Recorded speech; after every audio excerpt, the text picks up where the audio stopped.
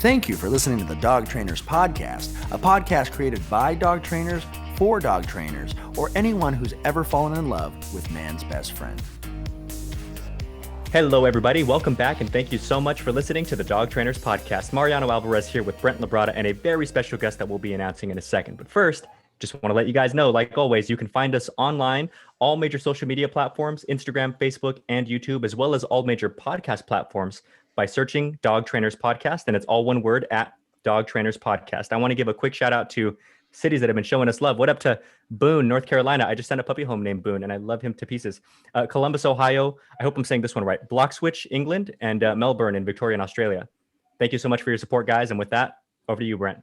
What's up, guys? It's Brent with the Dog Trainers Podcast. We are checking in. This is episode, 44 already, Yeah, 44. Mario? Yeah. We're on episode 44. And those of you guys who follow us on social media, one of our last guests, Russ from Canine Training, as soon as we finished our interview, he said, guys, you guys know who you should check out? And we're like, not at all. Please share us your wisdom. He says, check out this guy named Jonas Black. He goes, you guys will not be disappointed in any way. So needless to say, as we do with a lot of our recommendations, we go down this rabbit hole of social media and the internet and stuff. And we really want to make sure that when we bring people to the podcast, that these are people who are not just, people putting on a facade. We want to make sure they're putting in the work so that they can give you guys expertise, life experiences, information that are going to help you guys along your career paths. And needless to say, guys, we were blown away at the message this guy was giving across, the approach that he was taking, how direct he is, and we're going to have him definitely elaborate more on this throughout the podcast. But I want to introduce to you guys our friend Jonas Black. How are you, buddy? I'm doing amazing. I hope everybody else is doing really well. And let me tell you this much: you guys' backs must be hurting right now because your fucking balls are the size of grapefruits. That's crazy, y'all. If somebody get these boys some back braces because they're real big. You get used to it after a while, Yeah, that's why I have to do all those back raises. So those of you guys who know who Jonas Black is, thank you for joining us on the podcast. Those of you guys who don't know who Jonas Black is, you guys can check him out on Instagram. It's at jonas.black. It's JONAS. The color black. And then if those of you guys who are on TikTok, go ahead and follow him. He has a really awesome TikTok approach. His handle is at punkassdogtrainer. You're going to have to explain to us later why you chose that. But let's go ahead and start this podcast the same way we start a lot of our other special guest podcast episodes. Let's talk about, how about you just tell people first what it is that you do, and let's start from there. So I'm a dog trainer in Austin, Texas. I don't really call myself balanced. I don't really call myself pure positive. I'm just a proper fucking dog trainer. Okay. I believe that dog training is an art form, not a science. I think that dog training has really been bastardized, and I've really set forth to expose the propaganda in the industry from both sides, actually. I really dish it out straight. I've pioneered the way in Austin, Texas for balance training in particular.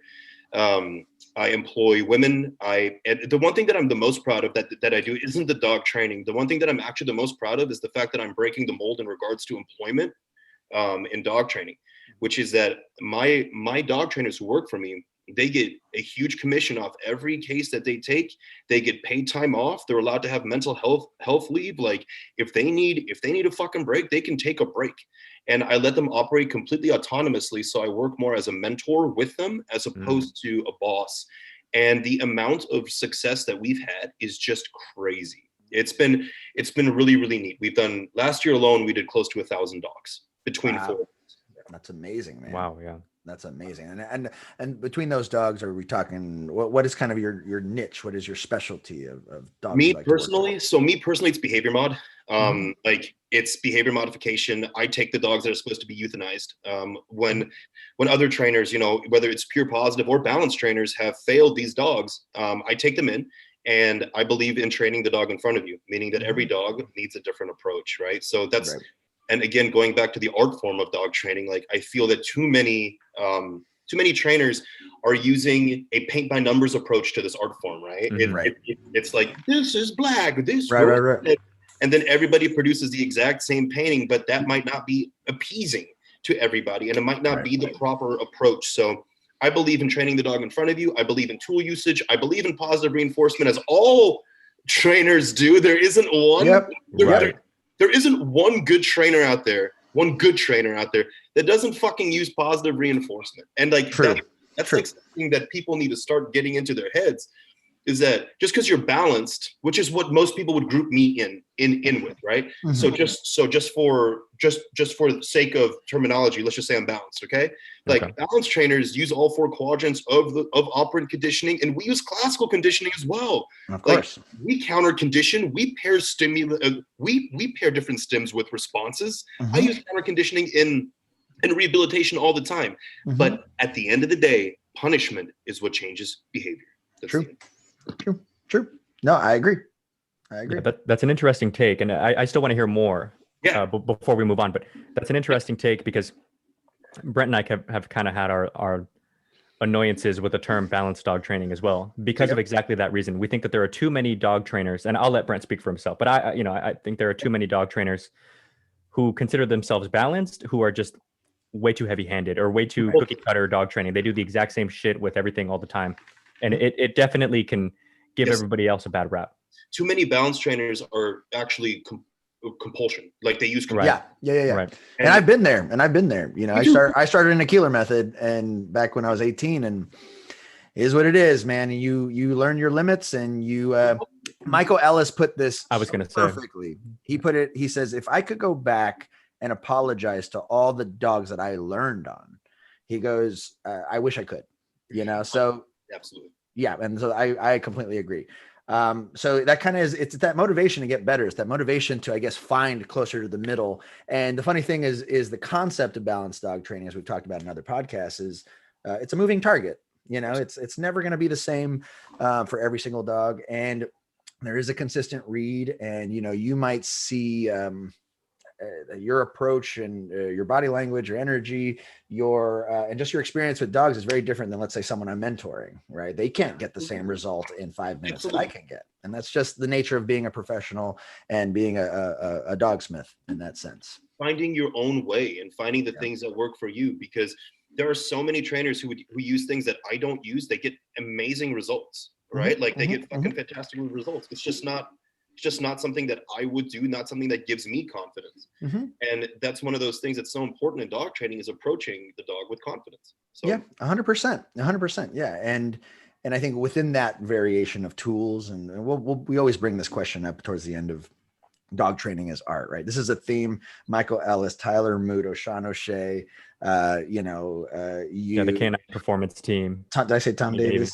Davis, Canine Performance Team. Everyone has talked about art form. And this is the generation we are in, right? We are in the art form renaissance, the dog training renaissance, if you will, right? Where we are expressing ourselves in a way where, you know, the more people that do it, the more commonsensical it will become, the more people become aware of it.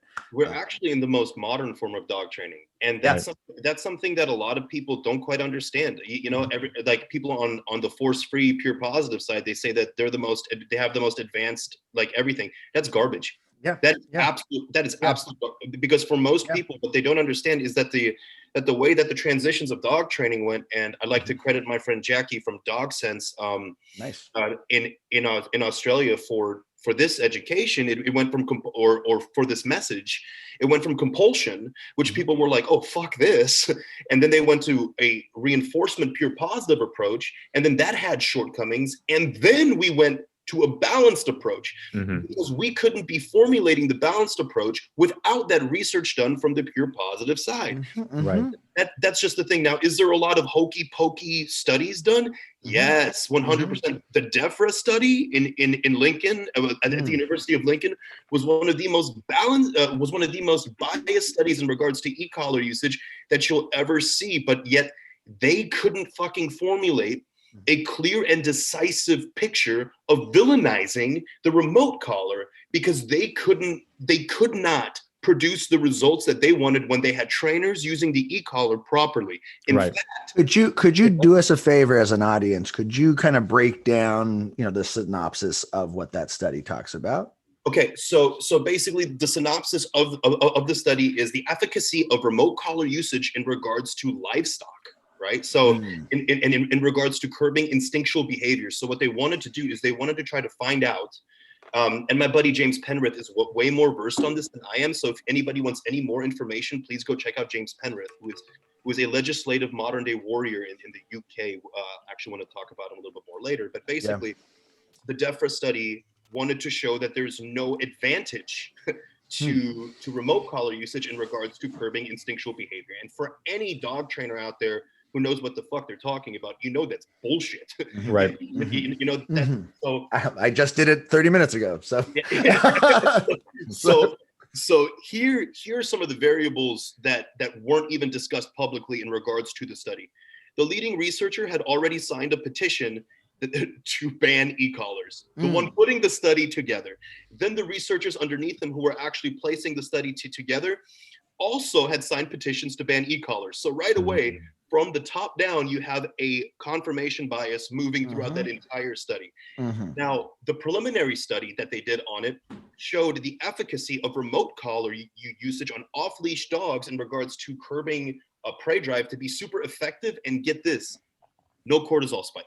No cortisol spike because they only used 1 to 2 corrections. So you know what they did? They omitted the preliminary study completely. They said, fuck this. We're not going to replicate this. So in the study, so now, that's fucking funny. It gets better. It just continuously gets better. In the study, they have, it was supposed to be a blind study, right? But how do you have a blind study when you have a biased group of observers observing trainers reaching for the remote collar on a dog, which was clearly visible? The environments were supposed to be the same, right? But the positive group it was a sunny day in England, and the balance group on a remote collar was on a stormy day in Scotland. Oh my gosh, that sucks. Like already the study is just completely leaning to one side for sure. Yeah, for sure. Yeah. And here's the fucked up part. There was no cortisol spike from the remote collar trained dogs, and what ended up happening is that they didn't even proof the positively trained dogs off lead around livestock. They were like, we can't do that because we have to have, get this, a means of stopping them. Like, no shit. Yeah, well, really? Sorry, we honestly can't do it. It's almost as if that's the whole fucking reason you're doing this. They said it doesn't work in the study. And then what did they say about the dogs on remote collar, right? They said that they were showing distress, like signals of distress, like licking of the mouth. Right. Yeah, sure, we're taking their coping strategy away. Right. Of course, like when I quit cigarettes, right? And you have to do something.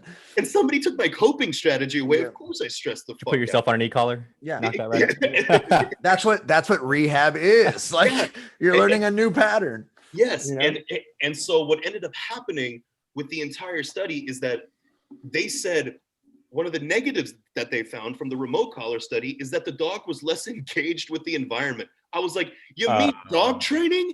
Like, the dog wasn't lunging at things anymore. Yeah, like something's wrong here. Like the dog wasn't freely exploring and getting kicked in the face by fucking cattle. Like, are you? Right. Yeah. In the conclusion, they couldn't avoid the evidence though. So in the conclusion of the study, they had to put this: negative reinforcement and positive punishment may be supplemental and necessary in regards to curbing instinctual behavior in dogs. But no one talks about that. All they talk about is how the study in its final conclusion said, we don't see a benefit to using remote collar usage. Yeah, you don't see a benefit because you're biased ass motherfuckers. Well, it's almost as if they said, all right, we already know what the answer is going to be, but we're going to do a study to say that we did a study. Right. And we're not going to shoot ourselves in the foot and completely dig a hole for ourselves later. So we're going to say, hey, there's this thing, e-collars, they're okay. Yeah, sure. Why not? But don't fucking use them is ultimately right what it is. It's like, it's Yeah, that sucks. I noticed the Sucks. word game too. So like, and I want to let you finish. I just, Yeah. do you ever notice the word game and other things? Like, I'm not going to say e-collars are bad. I just don't sell them in my store. It's just not for me. Like shit like that, Right. it's like one of those, like, no, there's nothing wrong with you. I just don't like you. It's like, okay, well, thanks. Yeah. That's way better. Cool. But like that entire study, and the way that they worded it, like dogs less engaged with the environment, as if that is a bad thing. Well, that's Like, what they were there for, to see if the dogs would be less engaged with the fucking cattle. That was the purpose of this particular study. If it was like dogs less engaged in the environment in a daycare, then maybe I kind of see your right. point. But Right. that was the whole point, is to have the dog obedient around cattle, which can be dangerous. Yeah. Right. And so every other study that's ever been done on the remote collar, the reason why they found a cortisol spike in those studies is because what they would do is they would take an ET300, crank it To all the way 100. up, and Right. without conditioning the collar to the dog, just level the fucking dog. Yeah. So that right there, sorry, but give me just one sec. So, because that right there, I want to make sure that we're 100% clear about. We've spoken about this before when we did our deeper look into e-collar training. Mhm. What these people seem to be referring to is the concept of a learned helplessness. Correct. Right. And that's always the thing that people fear with e-collar training. Even people who don't know anything about e-collar, that's why they're afraid. They're like, oh, I've heard this story and that story. So we've broken it down before. I just want to give another quick synopsis for people who may be listening, because our audience has grown since then. So learned helplessness is the instance in which, if you're correcting a dog, this does not have to be an electrical collar, can be any method of correction at all, including denying food, because this is something that goes for several different animals. They even have to watch out for this kind of thing with dolphins in SeaWorld when they're like feeding them fish and shit. If you're not clear with what it is that they've done wrong, if you're not marking things appropriately, they don't know how to avoid this correction, then they stress out because they don't know how to avoid making the same mistake in the future. And so they choose not to do anything at all, which is why they fall into learned helplessness. Exactly, because they don't know how to win the game. If you don't know how to win the game, if you don't know what a foul shot is, if you don't know that elbows are illegal, if you don't know that you can't fucking double dribble, like you're not going to want to play the game anymore. Right. That's exactly right. And with that being said, I want to bridge that gap back to you, brother, and then let you go back on your, so when we were talking about, yes, obviously any trainer worth their salt knows the benefit of positive reinforcement work. However, corrections have their place 1000%. So where we all get annoyed, I think, with balanced trainers out there is, in order for you to condition the dog to understand what the rules of the game are, that's where the fun stuff comes in. How are you going to correct a dog for something they don't know? Unless it's something super obvious, like lunging at someone. But if the dog doesn't know how to sit down, you condition it first. Teach the down, teach the sit, teach the recall. Then when the dog knows better, now you're assessing, are you going to do what I asked you to do that you know, or are you not? At that point, your relationship building, that's when corrections come into play. Yeah, The foundation is everything. And You also can there's raise the value of compliance. You can raise the value of compliance. Exactly right. Like without using pain.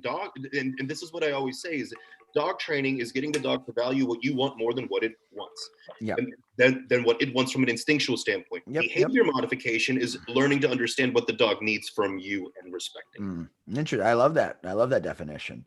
One thing that I have an issue with is also the villainization of stress. Like stress is not a bad thing. Stress is a necessary component of growth. Right. Yes. And there are when you don't scaffold things properly, you can put too much stress on a situation, but stress is important for adaptation, for dogs to learn things, for people to learn things. Like there's no one who's successful that's never been stressed. There's no dog that has never been trained without having to go through. So even in the R plus community, it's like dogs have to go through stress and cycle through a behavior to figure out what needs to happen. I would go so far as to say it's inevitable. Because if you don't, the difference, I think, the difference between strictly positive, because we were talking, our last episode was with Sarah Bruschi, and she's an amazing trainer. She does sport dog work, and she does pure positive sport dog work all the way. And she's solid, but she's realistic, and she understands the value of tools. She does sports stuff. Every other person on the field does balance training, even like her helpers and stuff like that. Like she gets it. It was more just like a personal journey, which is cool. That's respectable, right? And her dogs do well. My point being, and she was really upfront about this too. And if you're listening, I would think, she would agree. You can, like, a balanced trainer, regardless of all the nonsense that other people say about balance training, you have to stress the dog because any sort of change at all is going to be stressful by the very nature of what a mammal is. I agree. You know, like a kid going to preschool, no one's correcting them, but it's just new, and nobody likes new things. The difference is the whole purpose of stress and the whole purpose of scaffolding, to give Brent's point like a little extra kind of backup, is the whole reason these things exist, kind of like school, is you're going to have to stress because that's you evolving. However, how can we stress you just enough that it's beneficial to it's conducive to change, but it's not going to like knock you on your ass and be counterproductive. Right. Now, The avoidance of stress is going to teach the inability to cope with stress. Exactly. And that's what I was getting at was, or you can do a lot of times the pure positive stuff is like, I stress the dog as little as I possibly can, but then the real world stresses the shit out of the dogs. They don't know what to do. So it's not like you can avoid stress without corrections. Right. And always, we know the hardest part in training is the distraction work, which is the stressful stuff. Right. It's the patience stuff. It's the FOMO and with that dogs suffer from. It's all these different things. I love the term FOMO. Yeah, FOMO, the fear of missing out, right? You're missing out. You're like, what'd you call me? Anyways, it's cool. The shit that I get called every day. If you're a FOMO. You're a fear of missing outer.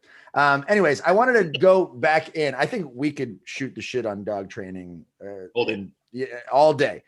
Let's go in, because I know the people who follow you, they're jumping on this podcast. They want to hear your story. And the people who don't, I think they're going to benefit from your story. Every guest that we have on, we want to know who you were before dog training. We want to know the path that got you here. So if this was a superhero origin story, give us the deets. Tell us how you got to where you are now. If this is more in the long form, not the short form. This is more like a villain origin story. Sure. Like it's like the Joker origin story. You're like the Deadpool. Deadpool. So that's where I was going next. Like, people on TikTok have called me the Deadpool of dog training, right? Mm-hmm. And like, that's cool. I love that. I love that so much. So I was born into dog training, basically. My grandfather was a dog trainer. And so I learned from a very young age on golden retrievers and Belgian Malinois. Cool. And then I got two extremes. I know, right? 100%, but all working line though. All working. Oh, okay. And then basically what ended up happening is that my family moved to the United States, and I developed a really bad stutter. And I was socially rejected because I was speaking German, and like it was just like, pointless minutia there. But I started working at a zoo, and at the Alameda Park Zoo under Steve Deal, who's a wolf conservationist and coyote behavioral expert. And at a very young age, I was about 10 years old, and then I worked there for years and years and years, and got my studying in for with canids born in captivity, right? And I started applying dog training methods. I mean, I just made an accountability post on Facebook where I was like, "Mom, did this happen?" Because people were like, "He never worked with wolves and coyotes,and I was like, "Okay, let's bring my mom into it." And like, I love it. And like, Mama Black don't lie, I tell you that. And so she validated, and I taught those coyotes recall, like they came up to the fence. I learned about wolf behavior, all that shit. Then I got into rescue, and I learned about pure positive dog training. And at first I was like, this seems to be a bunch of crock of hoobly-gawk Fantasia shit, but I saw some shit work. And one of the people was actually an apprentice to Karen Pryor, who taught me, pure positive applications. And that's why when people go, "Oh, I used to be a pure positive trainer." Well, what are your certifications? I don't have any credentials in pure positive dog training. All I know is that the person who taught me studied directly under your God. Yeah. Right. And so, and even she was like, "This won't work on every dog." Like, right. Well, and while I tried to stay as positive as possible, I got into dog rescued a bunch of dogs in my time. And I'm one of the trainers in this world who put their time in the field. I didn't go to dog training school. I learned like a chef learns. I started as a fucking dishwasher and worked my way to an executive chef. Yep. And like, am I against dog training school? No. But like the way that I learned, it gives you that real world experience of sleeping in kennels with dogs covered in shit and piss, trying to figure them out. So you value your craft a lot more. Yep. Right. Like pulling a dog that's going to get put to sleep unless you fix it. And then that dog has latched onto your shin, and you have no idea what to do because you're 18 years old. And you're just like, I got this pit bull latched onto my shin, and I don't know what the fuck to do. I have to figure it out. It's invaluable experience. It is invaluable experience. And that's why the trainers that come out of my program who work for me, they spend 6 months to a year without ever even touching a leash, you know, like they have to cultivate their knowledge. And so my journey led me to be homeless in Austin, Texas. And that was after my band's van broke down in Austin. I went back home to Tucson. I grabbed a pair of jeans. I grabbed a shirt. I got into my 1999 Honda Accord where the window didn't roll up, and I drove back to Austin, Texas, and I slept in the parking lot of Joe's Crab Shack. You're from fucking Tucson? Tucson, yeah. No way. Is your family still down here in Tucson? Yeah, they live over on Grant and Silverbow. Oh, nice. I'm here in Phoenix. And then I just doxed my fucking family. I know. Yeah. Well, the next time you're in town, let me know. We'll hang out for sure. Oh, bro, let's do it, man. Let's do a seminar. My demand out there is crazy. Let's do it. Do it for sure. Continue. Yeah. So like, I rode back out to Austin, and then from there, I just fucking started betting people that I could leash train their dog. You're like, bet. And I would bet them $100 at the lake. And people were like, what the fuck? And I was like, yeah, it's just leash pressure. You know, it wasn't even prong relying. It was just collar relying and leash pressure were relying. Any trainer worth their weight in fucking verbals can fucking like train a dog to walk on leash with any buckle and with any leash. Or with any collar and any leash. And so, you know, the legend of the homeless dog trainer spread. And I got an apartment with my best friend. I started bartending, driving Uber, building my business, and, you know, got into fitness. And alongside fitness, the business grew. And, you know, 7 years later, we are $1 million business. And excellent. We are all 5-star Yelp review business. We are the go-tos in Austin, Texas. And I do seminars all over the country. People fly me all over the country. I just got back from Virginia where we worked with 3 pitties, and like, it was awesome.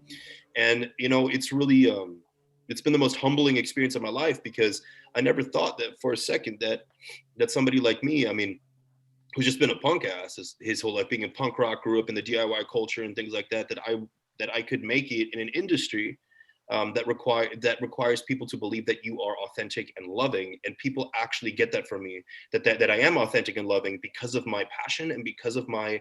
But it comes across as angry sometimes, but it's not anger. It is just the passion, and it's frustration, because what I want to get across to people is that you don't need to hire me. It's a lot easier.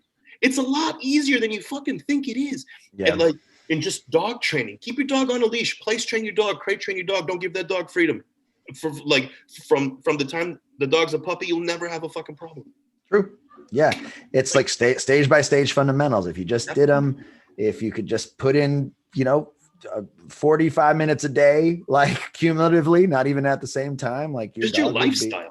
Just your lifestyle. Use the leash to communicate with your dog from day one, right? Yeah. Or like Larry Crone just made an incredible post, and something that I've always advocated for is when the dog is in a puppy stage and it's like needy and it's looking for you and it's not going to run away from you, keep that dog off leash in a safe area with you and cultivate that off leash behavior from a very young age. And then inside, put the leash on. I know it seems counterintuitive. Inside should be calm, outside should be play, right? Like, that's the way it should be. Right. 100%. No, I love those. I love those. Here's a question for you, buddy. So as we go through your story, tell us a little bit about who your mentors are, because of course, from a dog training perspective, so your grandpa was a dog trainer. So I'm sure to a large degree, he played a big role in like shaping you, but just as a person, and we're definitely want to get into your online presence and why you kind of took the route that you did with how you come off online. Talk to us about any other mentors, even if they're not necessarily in the dog training world. Just who do you look up to? There's a gentleman by the name of Chad Williams here in Austin, Texas. He's a former Special Forces pararescue PJ from the Air Force. I was gonna say I was Air Force too. Go ahead. So my dad was Air Force. He was helicopter maintenance in rescue. Oh, sweet. And so like he was with the 45th, the Jolly Green. Okay. And so like he definitely believed in me. My mom and dad are huge mentors of mine. But in dog training in particular, the trainer who believed in me more than anybody, and you guys should check him out, is Danny Wells from Unleashed Canine Services in the UK. He's the top trainer there. He's so good at what he does. He does bite work, protection work, but also does pet rehabilitation. And he's just a master. He's just a master at what he does. Not that any of us can ever be masters in this craft. I mean, it's always learning, but Danny's amazing. And Danny actually helped shape me. And he was like, bro, I want to fuck with you, but I can't fuck with you in dog training unless I see some before and afters. Mm. Right. So Danny challenged me from a very, very early stage in my professional career where he was like, I need to start seeing some before and afters. And from that day forward, I videoed everything, which is why I have so much content, because I have content from the last 6 years of my journey in dog training where you can literally tell where when I broke out of the pure positive mindset, I was a little too heavy sometimes with dogs, right? And then The pendulum always swings. Yes, the pendulum always swings. You can see the growth in my journey, and like it's fascinating to myself to be able to go back and with a critical eye be like, I would not like that today. Today, yeah. You know, and I just love that I have the before and afters, but it also shows me that before and afters can come from very many approaches, because I've used a lot of approaches, right, from Larry Crone, from Tyler Mudo, who's a hobie of mine. Like, I love Tyler. He's I love dope. Tyler. He's dope. I just texted him this today. I love that guy. Tyler's baby Buddha, and like, yeah, man, he answers all your questions. Anything, he's dope. He's just one of the patron saints. You know what I mean? Like he's so good, and he's a homie that I'll always throw it back to. Like, I know we got some gatekeepers in this industry. Right. It's my goal to break the wheel on the gatekeepers, because fuck gatekeepers. Right. But Tyler is one of those trainers, because he stays so in his own lane and he does his own thing, and he's so just like so zen that whenever you get an approval from Tyler Mudo, it means the fucking world, because he doesn't think the world of him and of himself. Right. And when I was coming out of my pure positive shell, his videos on YouTube, they just blew my mind. Like, blew my mind. And then here in Austin, I started to apprentice, because I was very anti e-collar until like 5 years ago. Truly.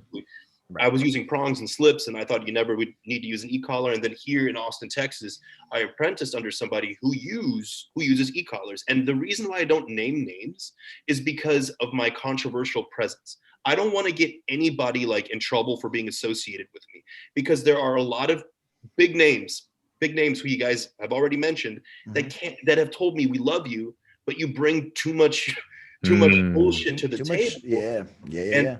And it has nothing to do with the balance side. It has to do with the fact that I troll the pure positive side.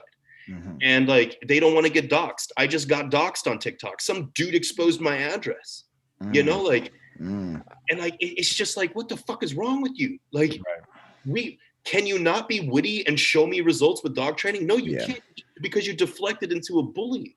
Tell you what, a crazy thing.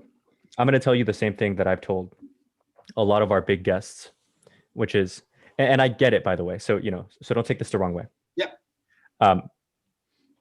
We've had on, from Tyler Mudo to Tommy Davis to Michael Ellis, Sean O'Shea.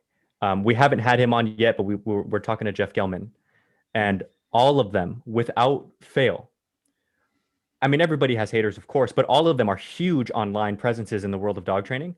And all of them, when we initially reached out, like, they obviously were interested, but they were all like, I don't know though, because lately I've just been getting so much shit. Like, they were getting to that point where it wears you down. And I'm like, so what I'm getting at is, I'm not surprised, because there's always those YouTube dog trainers, quote unquote, like there is for everything, right? YouTube is the place of people who know everything. Sure.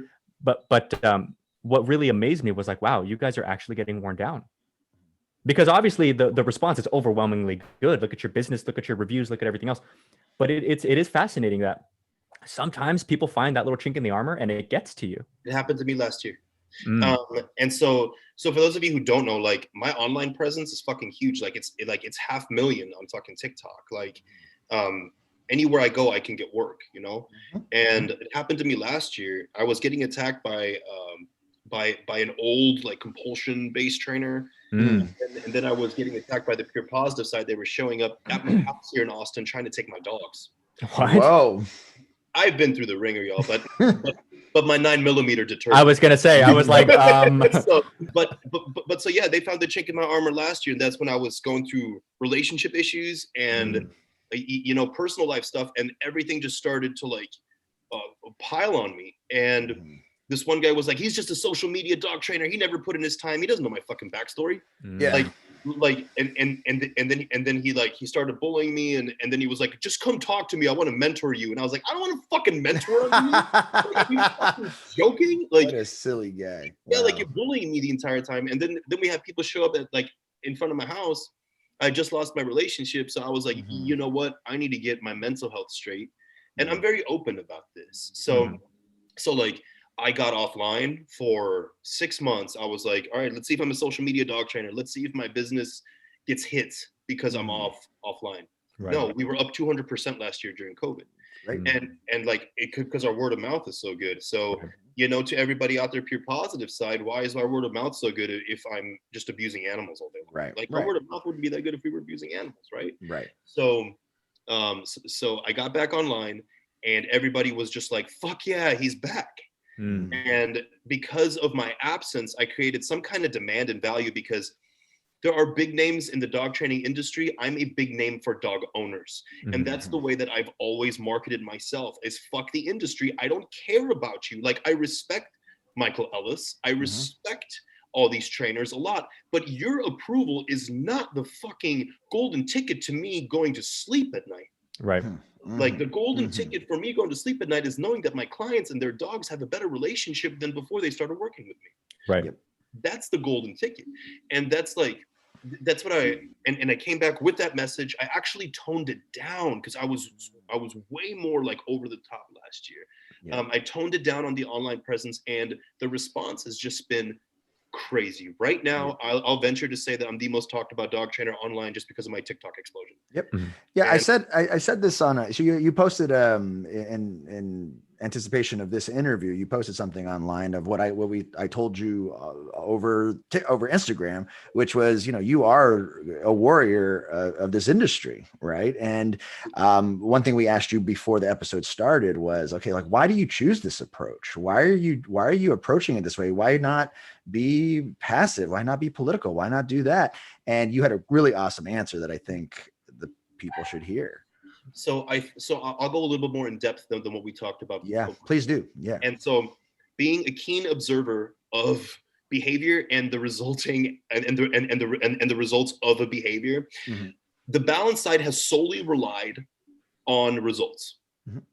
Right? We have solely relied on showing people, hey, look, they said this dog needs to die. Hey, look, this dog is fucking licking peanut butter like off my hand, not biting. The dog's not resource guarding. The dog is not actually aggressive. The dog just had a coping strategy, which was undesirable in society, right? Right. So here's my question to everybody. If our classy approach, which is an approach, let's say, like somebody like Larry Crone takes, right? I respect Larry. Like, proof is in the pudding kind of thing, right? Yeah, like, he's one of the best of us, right? Proof is in the pudding. Why are there legislations still attempting to be passed in last year in Hawaii, SB 866 or something like that? Why the fuck, if we have the results and that's supposed to carry us, why the fuck are these legislations still being presented? Why? Why? Because the other side is more aggressive. The other side is more aggressive. True. Why do I take this approach? Because I fight not for a methodology. I fight for fucking dogs, man. Like, because I come from both sides. I used to be a pure positive guy, and the dogs that I fucked up, I've gone back and fixed for free. I'll give you client referrals because of it, because there's only so far that counter conditioning will work. And yes, if you get a false positive in regards to leash reactivity because of counter conditioning, that's actually so somebody put, I counter conditioned my dog off of leash reactivity. But here's the thing, if you know what counter conditioning is, it's classical conditioning, pairing a stimulus with a response, right? That would mean that you would need to click and give food every time the dog looked at another dog, right? Right. The dog wasn't looking at the person after it looked at the dog. The dog was just on leash and having been desensitized over a long period of time. It had nothing to do with counter conditioning. And now people who listen to this are going to be like, oh, fuck, punk ass knows science. Yeah, punk ass knows science. Like, yes, punk ass knows science, and punk ass knows the way that it's supposed to fucking look, because I've used it. So, like, why I choose the approach? The sensational approach, because it's for people. It's not to appease the dog training industry. It's not to be like, jerk my dick, like, see how fucking big my dog training cock is. It's no, pay attention to me And then people will, here's the average response to me. Fuck that guy. But then they can't stop watching. Like they go, God, this dude's just fucking, I cannot stand him. And they hate me so bad. That is interesting. The villain. That's the villain side, people do right? love to hate watch stuff. That is true. Yeah. Yes. And then what they do is they'll flip through my TikTok, and then all of a sudden they see Moody, the pit bull that was supposed to be euthanized, recommendation from 2 veterinarian behaviorists, three peer positive trainers, and a compulsive e-collar trainer, right? And then all of a sudden they see me with the dog, and they're like, what the fuck? This guy actually knows what he's doing. And then they flip through, they see a couple more troll videos, and then they see it, and they go, oh my God, there's Gus. Oh my God, there's Fritz. Oh my God, there's Acer. Oh my God, there's Adonis. The list goes on and on and on. And here's the thing. They see the before and afters. And then what they do is they go, maybe there's something to this guy. And then they start to see the passion. They go, oh, this guy backs up what he fucking says. He's not just talking shit. And then people go, oh, my favorite recently has been this. I told somebody on the TikTok, I said, I verbally skull fucked you, homie. Like I said, yes. I said, I verbally skull fucked you, and I showed a result. He turned around and he was like, wow, that's talk from a potential rapist and a misogynist. Oh, wow. Completely deflected off of what I said. Wow. I understand that's not the most tactful approach. Yeah. I'm not the most tactful human being. I'm everybody. Like I get it. And then I just shot back with, well, how do you feel that I pay 35% above the average wage that women get paid in the dog training industry? How do you feel about me trying to expose the fact that in the sports dog world, most ladies, including most ladies who train for me, can't even get into a fucking seminar without getting sent a dick pic if they're attractive. Like there's an entire culture in the dog training world that needs to be exposed, and it starts with I'll name it, Joris Jerkoff, who said the N-word. Who said the N-word?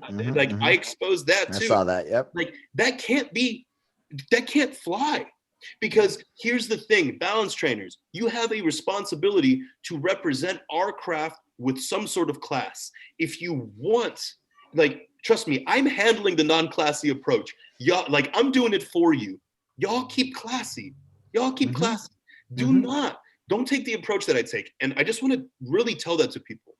Don't take the approach that I take. You don't have the skin for it. Yep.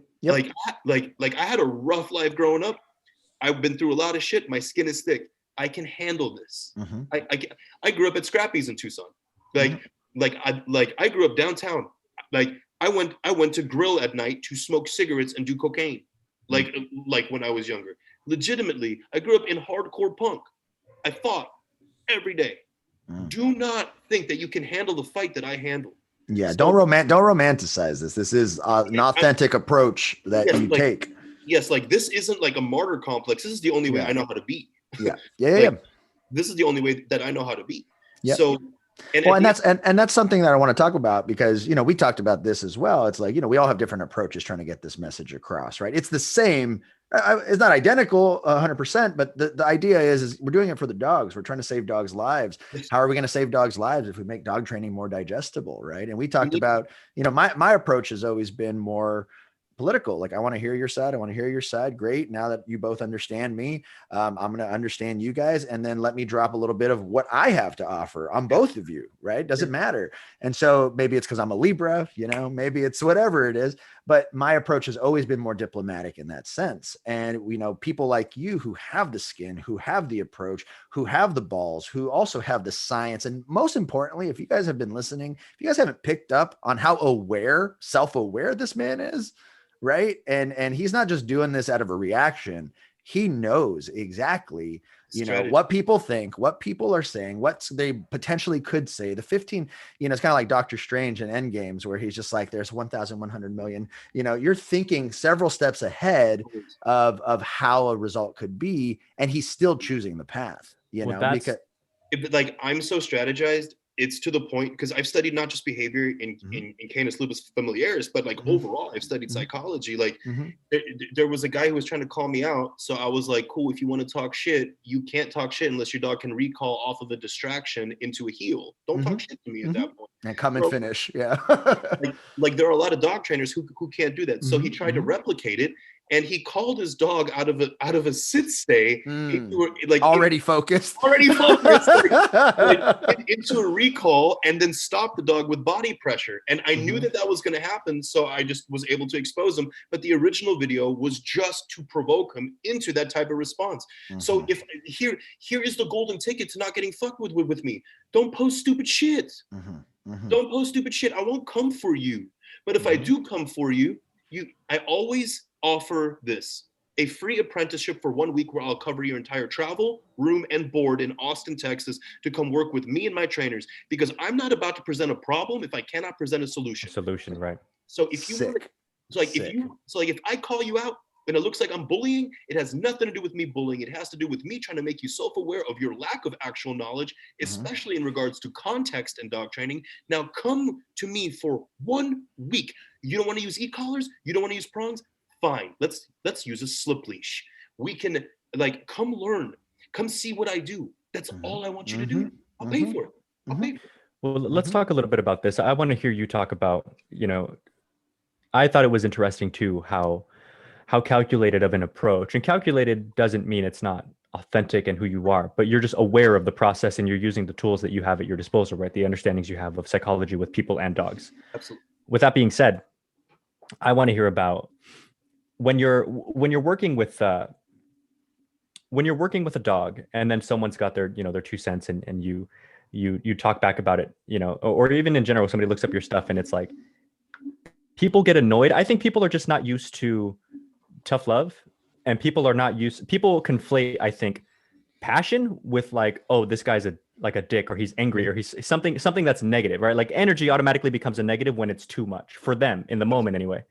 And I think kind of the cool thing about the internet is they look at it and it's too much, and they turn it off and they're like, oh my God, fuck that guy. But then maybe later, if it's in their head, they'll watch it, and because it's been in their head, they've kind of prepped themselves for it. And now it's like the appropriate amount. It's like when your phone goes off in the 2:30 in the morning, it's way too loud. They always remember me. Right. They always. Well, I think that they desensitize themselves. It's like, for me, it's like if I get up early and I look at my phone, it's like the brightest thing in the world. But if I look at it in the center of the day, it's like not bright enough. And it's just everything around it has made it conducive to oh, I'm ready for you. I'm expecting this now. So I think it hits them hard. They look back later and then they're like, oh, this, I get it in my own way. But I find it fascinating because, again, dog training aside, Brent was talking about Gary Vee and stuff like that, there is a legitimate purpose behind people who drive that hard kind of message. Like a guy that I like is David Goggins. Sure. And I do think that you're correct. For every person who's willing to play kind of like the middle ground, which I guess I'd put myself in that group too. I just kind of keep it if this is how I feel about it, so I feel about it. If you ever get attacked, though, I'm coming to get your back. Oh no, I appreciate it and everything, but I'll tell you what, I really don't I'm not really one to fold either, and that's why we were excited to have you on, man. It's like, there's no fucking way more people aren't talking to you. And if it's for a reason regarding their business, it's like, all right, fine. But the whole point of the Dog Trainers podcast is no, if you're out there, if you're fighting, I really don't care what your response is like. I really don't care if people hate you. I really don't care. You guys can hate us. It's all good. But with that being said, what you can't say is that we don't open the conversation. Correct. We don't give the people space to say what they're saying. And like you were talking about, this is just meant to be a place to learn. Sometimes lessons are not that fun to learn. Right. But that doesn't mean they're not valuable. So I just wanted to hear you riff a little more about what exactly was that thought process of you know what, I'm going to approach it this way. So what sparked it initially was, so people would look at me and be like, why do you go after these people? They didn't mention your name specifically. Okay, they might not have mentioned my name specifically, but they said remote and prong collar usage automatically qualify as a prerequisite for me being an abuser. So there's two. I just told this story on my TikTok live and I broke out in tears. But I'll tell you why I am the way I am. First and foremost. So in Austin, Texas, a rescue that I worked with pulled a little pity bitch, and she passed temperament, everything. I went and evaluated her. The foster kept her behind a baby gate because she was afraid that the dog would go after other dogs. She fostered a pit bull and was afraid of a pit bull bully mix, Amstaff mix, whatever the fuck you want to call it, because somebody listening is good. Pit bull is not a breed. It is a breed. It's the American Pit Bull Terrier. And right. It's in the AKC. What people say that? People Oh say yeah, I've heard that before. Yeah, Oh my God. I've never. Okay. I've heard that before. But Yeah, it exists. I'm sure it exists. no, it's an official All right. registered breed with the AKC. It exists. It exists. I know, But I've heard that before no. too. I'm saying people say that it's not a No, breed. people say that it is not. That is an argument that I've heard before too. Like that's out there. That's real. I mean, people all say the earth is flat. But let's move on. People, That's so like, I'm not sure if you saw my TikTok video on flat Earth science comparing it to. No, I didn't. And like, so I ended that video with, yeah, pure positive dog training will work on the flat Earth. I'll see y'all on the flat Earth. Right. Like, I'll post it on Instagram later for you guys. So That's awesome. Okay. That's awesome. So a rescue that I still work with, but I can't mention their names because I'm their dirty little secret because they want to keep the pure positive fucking shit going. Like, really get to help dogs. Yeah. Y'all feel me. And Yeah. so, You're that guy. You're that guy. I'm that more than you know, I think. Yeah. I'm Continue. that guy. And I'm also that guy for other dog trainers. You know, I'm that guy, like the dirty little secret. And so basically, they pulled a little pity bitch who was just fucking amazing. Had her around my dogs. Everything was good. Like no big deal. Like she was great. Kept her behind a baby gate in the kitchen. Had the other dogs free roam on the other side of the baby gate. What do we know about that? Barrier frustration is going to fucking happen there. One day that she busted through the baby gate, and what happens? Goes into drive. Good night. Good night. She went and just tore dogs apart. And I went over. We worked with her. We got her to be okay with the other dogs through a place command protocol. All those things taught her not heavy punishment. I recommended that we build a coexistent environment like between the dogs that they're created next to one another. Right. All those really quintessential foundational things for pack reintegration that a lot of people don't. A lot of trainers don't even fucking know about it. Yeah. Trainers out there, if you want to reintegrate a pack, it's a long-term process. You need forward walking, structured walks, place command, no free roam, sleep in the crate next to each other, eat next to each other, do all that stuff. That's the one. I think cohabitation is a huge one before you integrate the dogs together. That's something we're working with. You don't get engaged to someone unless you can coexist with them. Right. Like, well, and floodlighting is a real thing. Yes. So the dogs, they come off too strong for whatever reason. Especially a little bully. You know what I mean? Like they're tenacious as hell, and I love them. Right. So what ended up happening is that I went back over there. I got her to be great, right? Like we got the protocol, 2 weeks good. I said 6 months of this protocol, minimum 6 months, because she was unsure. Like the handler, the foster was unsure. 6 months. She didn't follow through on the protocol. Put the dog back behind a baby gate, which was a terrible idea. The dog burst through the baby gate at night. Okay. And the same shit happened. Didn't kill any other dogs, just blood everywhere from her also. Right. And she ended up calling the rescue that same night and said, "Get this fucking dog out of here." That rescue tried to call me. I was asleep. It was in the middle of the night. And they ended up getting a hold of a boarding facility owner who owns a boarding facility and pure positive dog training, a dog training company. So they pulled her, threw her to the facility, and the next day I heard the voicemail and I was like, "Where is she? Let me get this dog." Like, because I had bonded with her. This was a good dog, man. And I just gave away the spoiler alert was so it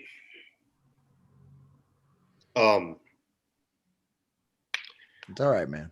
I get you. I called the facility and I was like, "Yo, man, let me pick a beat." And they called me an abuser, and they said that my usage of tools does not qualify me to allow them to give me the dog. And I was like, "All right, just please, like, you know, fucking take care of my girl, right? Like she has some issues that were conditioned through environment. That please take care of my girl."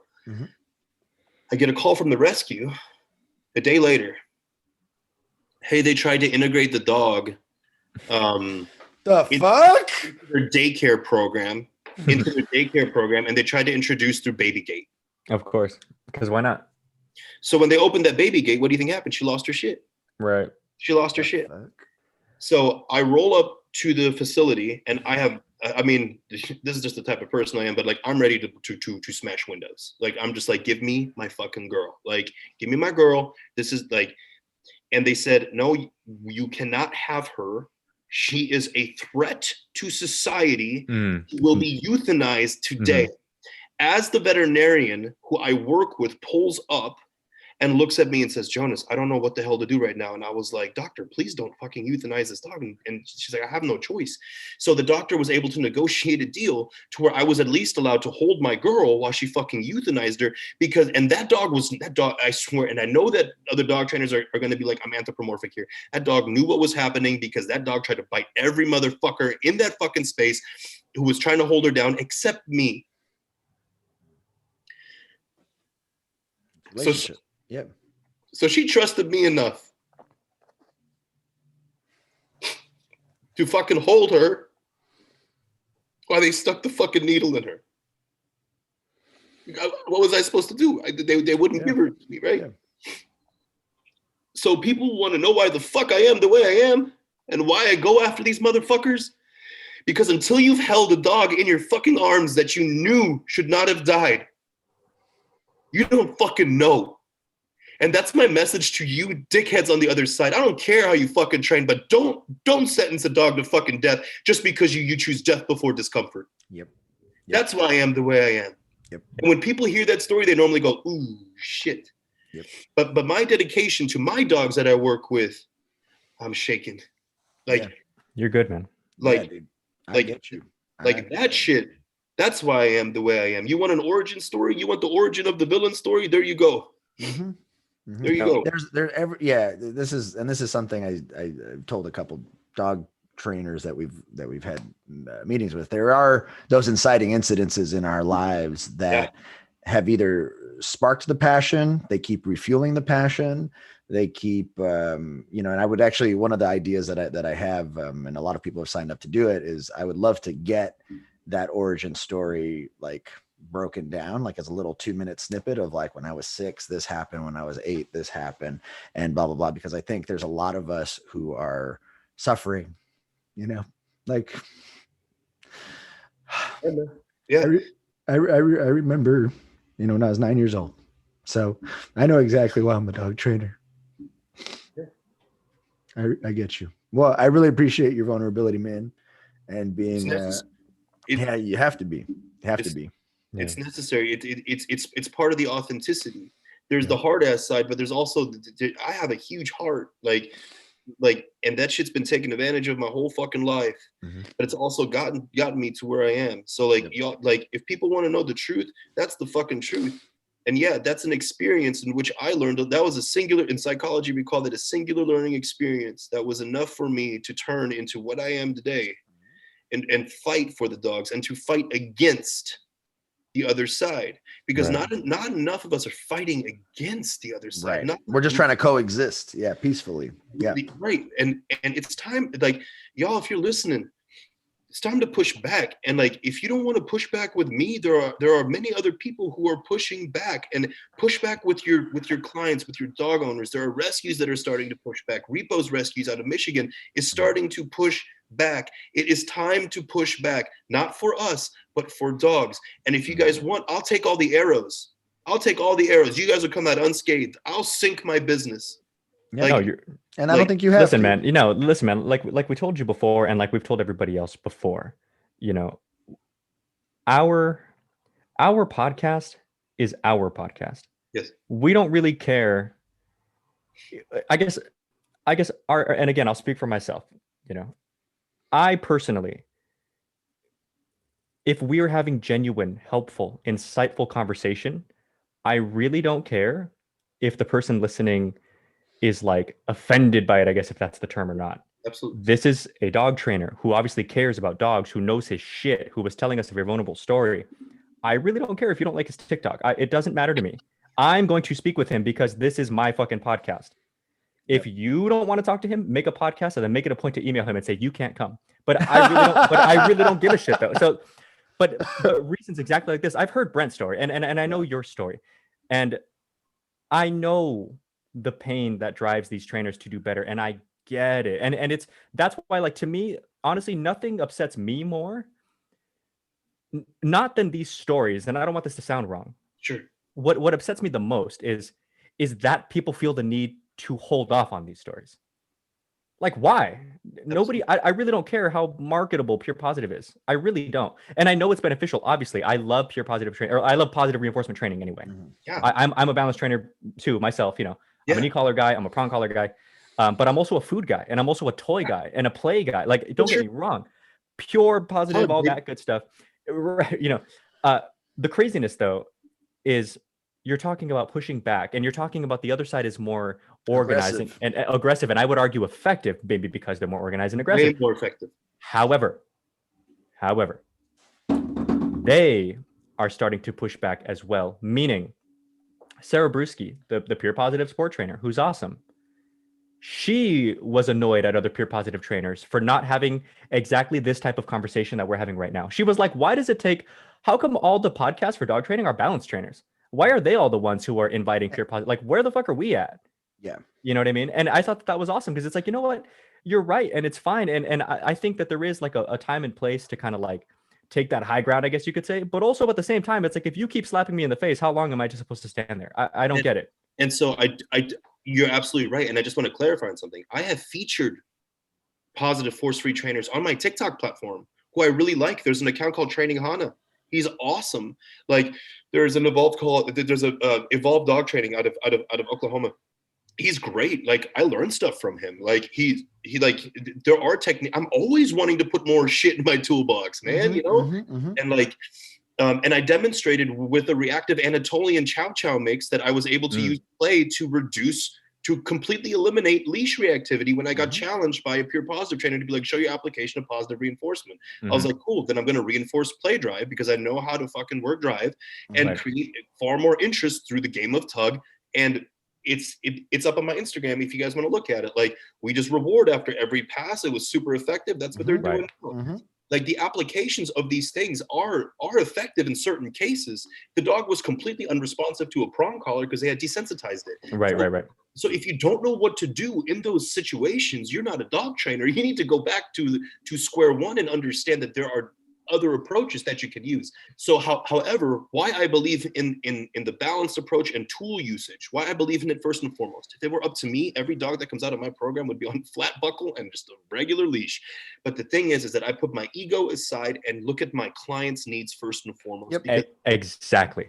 Because the average dog owner is not a fucking dog trainer. Yep. You know who made that point to us? Who's that? Michael Ellis. Oh, and Michael, no, I'm not saying, but my point is great. But it's a reoccurring theme. Yeah. Right. It's a reoccurring theme among a lot of the bigger dog trainers. So it's for that reason, the ego thing. It's like, listen, can fucking Zach George train that like reactive dog with food? Possibly, maybe. No, he can't. Okay, okay. That's a separate podcast. Let's pretend for the sake of whatever that he can. There's a guy who me and Brent have seen before who he loves nothing more than just smash balance trainers, and I won't name him just because I don't. He's retired now. Yeah, I don't want to give him the clout, even if he was. But nonetheless, so this guy loves nothing more than to like, he'll play your video and then pause it and then explain why you suck, pretty much. Okay.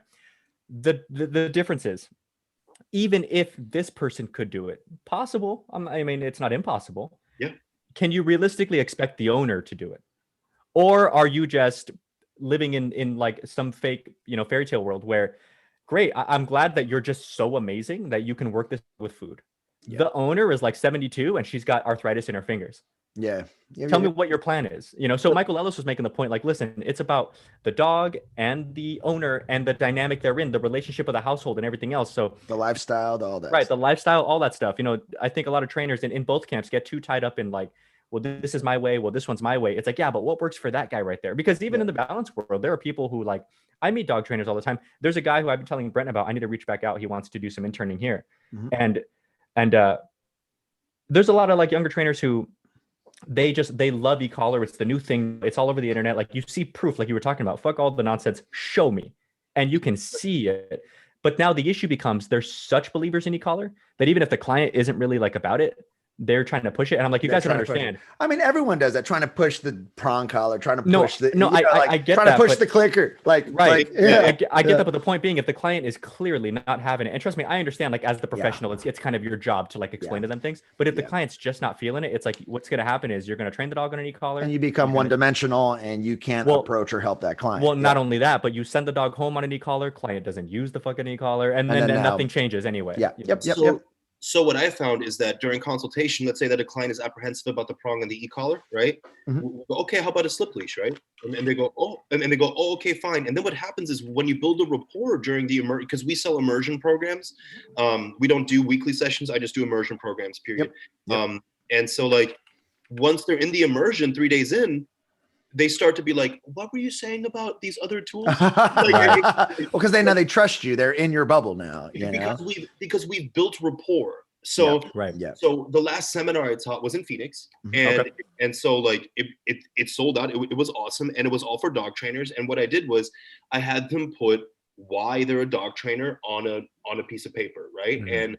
And anonymously, and I just read them off. And the ones that I liked, the ones that were heartfelt, I was like, this is awesome. And then there were some that were like, I like to see the relationship between client and dog. Same bullshit. And I was like, get your pitch the fuck out of here. Do you know whose seminar you're attending? The most and no disrespect to people. Just that's a very cookie cutter. Like, I like relationships. Well, what part of it do you like? It's a diplomatic answer. I get where they're coming from. It's safe. It's it's a very safe answer. But what I did was I tried to push them out of being safe, right? Of course.